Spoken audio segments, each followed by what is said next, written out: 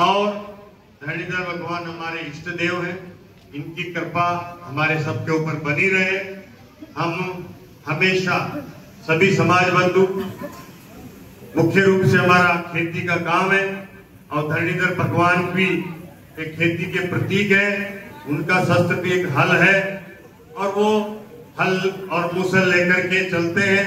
हमारा जो खेती है उसमें भी हमें हल की जरूरत होती है और हमारे खेतों में बढ़िया उपज हो।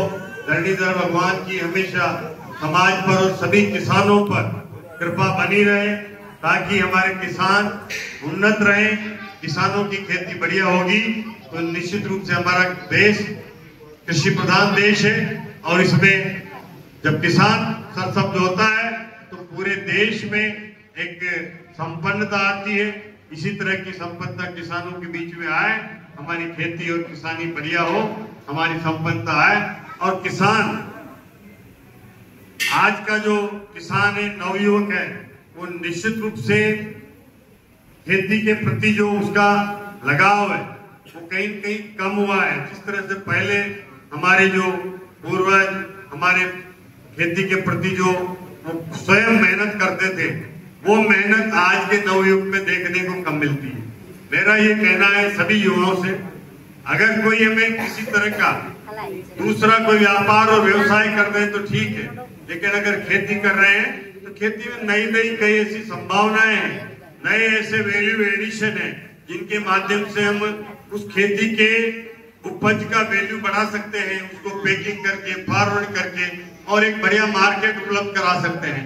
ऐसे कई नए नए आज के इस युग में उत्पाद आए हैं जो हमें उनके ओर रुझान करना चाहिए और उसको खेती को एक कॉमर्शियल तरीके से, व्यवसायिक तरीके से हमें देखना चाहिए कि कैसे हम, चाहे वो कम खेती में ही हम ऐसी नई उपज बनाने की तैयारी करें ताकि उसको देख करके और भी उसके और अग्रसर हो।